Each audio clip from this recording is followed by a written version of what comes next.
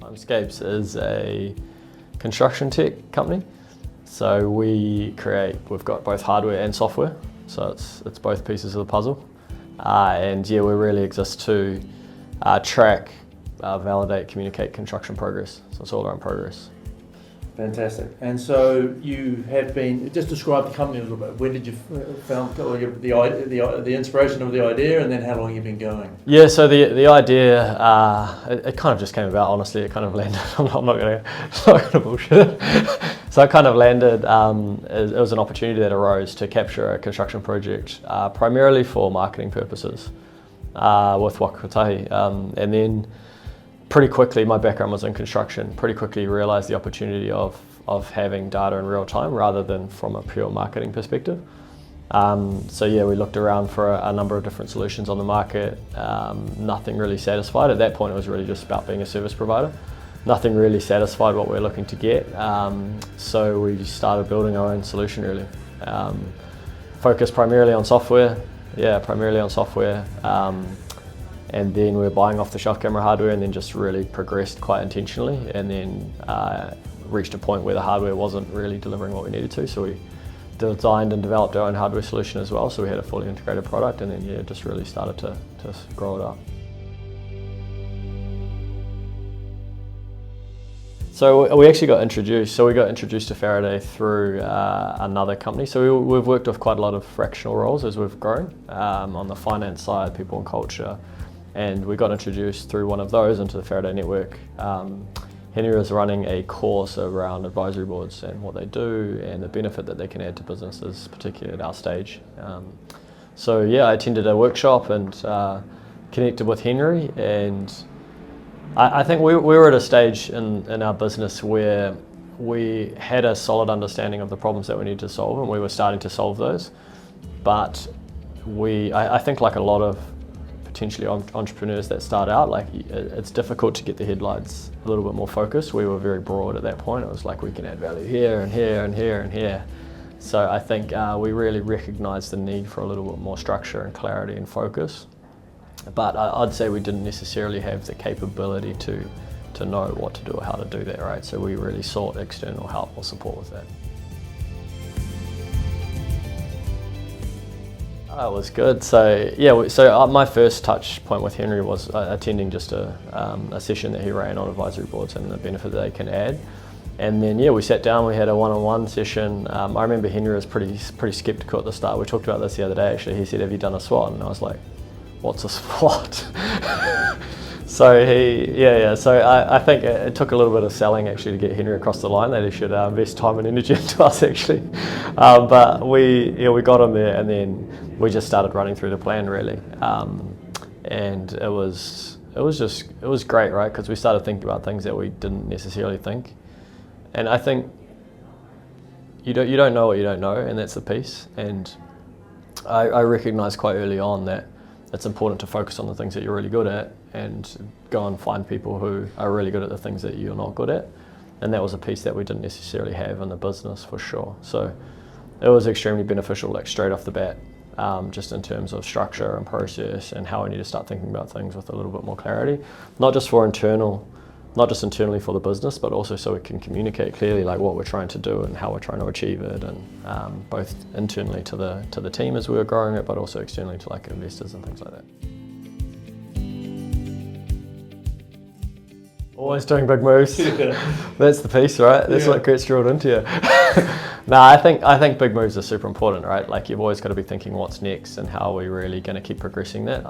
That's often a thing that you see with companies is you reach a certain point, it's like, oh, we've done it, we've cracked it. But you constantly have to be thinking about how we're innovating and changing, and because every single week, every month is an opportunity to fall off and lose that, right? So if you're not moving, then you're standing still, and people, it's pretty competitive out there, right? So the way in which we've applied those is just constantly looking around, what are we doing, what are we shifting in the business, what's working, what's not working, where are opportunities, because the moves are broken up into so many different areas as well. Like there's not one way to do a big move. So sometimes it is like resource allocation within the business. It's like, hey, let's allocate more from product into go-to-market, or go-to-market back into product, for example, as we've got a product market fit challenge up here. or we've got a go-to-market fit challenge in Australia, for example. Like, let's allocate more resource into figuring that out. So it's internal, but there's also a whole bunch of other opportunities. I think the framework is just good because it also gets you thinking about, hey, actually we haven't considered this as an area, or, and maybe it's like M&A, for example. It's like, hey, what does M&A look like for us as a business? And maybe it's not now, but it's like it starts you thinking around the future path as well. So the framework and a concept is really powerful as well. So that's been, again, like we're generally quite structured in the way in which we go about things. So pretty early on in the business, I reached out to a company in Canada and UK actually who were using similar camera hardware to us, but they didn't have software. So I said, hey, do you want to just use the software for free and just give us some feedback? So one of them in Canada gave us really positive feedback. They had some really strong customers up there. And at that time, Toronto had 40% of all cranes in North America, so it seemed like a pretty logical step. I think for us, I always saw Australia, like it's pretty common to go to Australia first. I always saw Australia's always there for us, but America's the long game, so let's just get our feet up there as our first, because I don't want to dilute too much of our resource. So let's put our feet on the ground first in Canada, get the lay of the land, and then sell down, set a base from which we can sell into the States. And then Australia, we started getting dragged there from existing customers in New Zealand. So it's been quite like sort of structured, but also quite, I guess, what's the word for it? I've lost it now.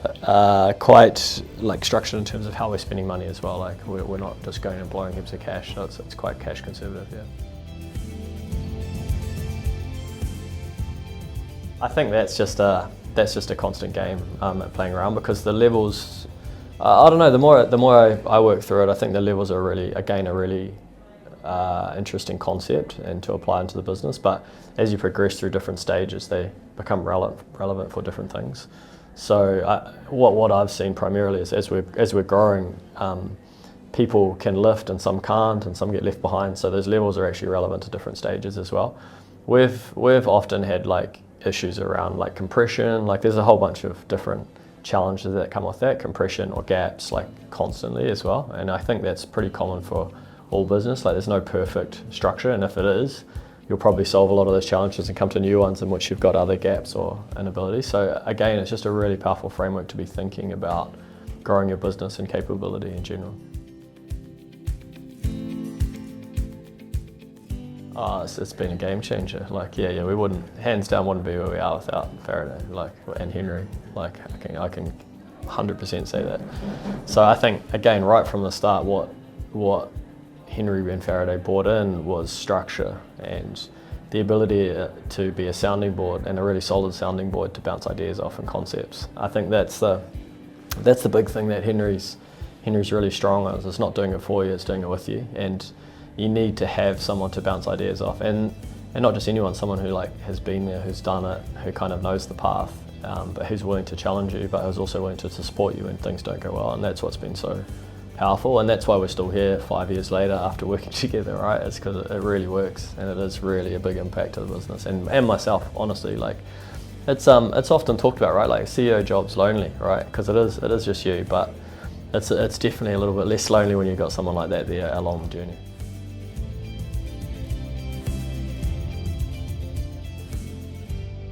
Oh, it's a no-brainer, absolute no-brainer. Yeah, definitely. That's it. There's anything else, like no-brainer. Yeah, for sure. I've recommended it to so many people, honestly. And the piece that it always comes back to is you just don't know what you don't know, and it's so powerful to have someone who actually knows and who's been on this journey and a little bit further ahead than where you've been, so they can help guide you. Because the biggest thing that kills businesses is just wrong decisions. Like, there's always a path. Like, business success is really just your ability to navigate that path. So anything you can do to help support that and accelerate that means you go a little bit faster and you're more successful as a result of that, right? So that's my view on it, yeah.